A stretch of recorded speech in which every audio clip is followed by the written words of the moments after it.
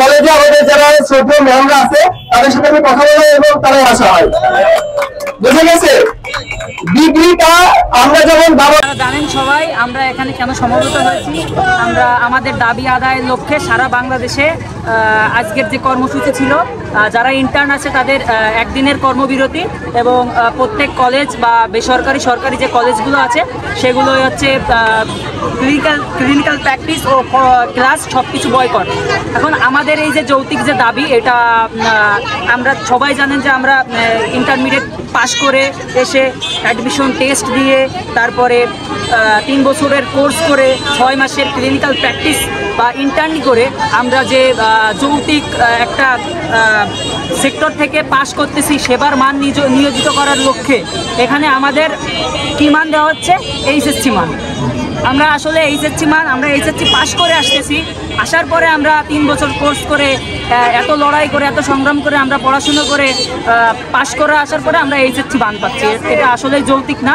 আমরা আমাদের যৌক্তিক দাবি চাই, আমাদের ডিগ্রি সমমান করার লক্ষ্যে যত দূর বা উপদেষ্টা মণ্ডলীর কাছে বিনীত নিবেদন থাকবে এইটাই যে আমাদের ডিগ্রি সমমান খুব তাড়াতাড়ি যাতে এটা বাস্তবায়িত হয় আর আমরা যাতে আমাদের কর্মস্থলে ফিরে যেতে পারি।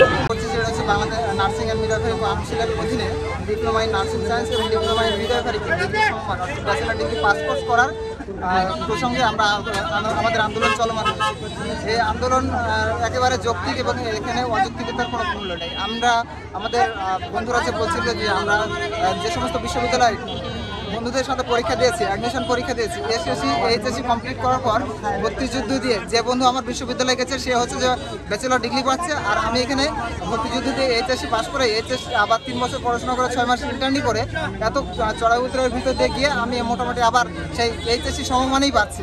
এটা হচ্ছে যে আমাদের কাছে একেবারে অযৌক্তিক এবং অবহেলিত একটা ব্যাপার। তো আমাদের যে অধিকার, বঞ্চিত অধিকার, এই অধিকার আদায়ের লক্ষ্যে আমরা যে বর্তমান বাংলাদেশ ডিপ্লোমা নার্সেস ইউনিয়ন কর্তৃক যে কর্মসূচি পালন করা হচ্ছে, এই কর্মসূচি আমাদের চলমান রয়েছে। আমাদের বিভিন্ন ধরনের একাডেমিক কার্যক্রম এবং প্রশাসনিক কার্যক্রম বন্ধ ঘোষণা করা হয়েছে এবং বর্তমানে যারা ইন্টার্ন নার্স হিসেবে কর্মরত রয়েছে তাদের একদিনের কর্মসূচি বাস্তবায়ন করার লক্ষ্যে আজকে কর্মসূচি বন্ধ ঘোষণা করা হয়েছে। তবে জেনে অবগত যে আমরা সারা বাংলাদেশ ব্যাপী ডিপ্লোমা নার্সিং স্টুডেন্ট ইউনিয়নের পক্ষ থেকে তাদের ডাকে সাড়া দিয়ে আমরা আমাদের যৌক্তিক দাবি আদায়ের লক্ষ্যে আন্দোলন ডাকিয়েছি।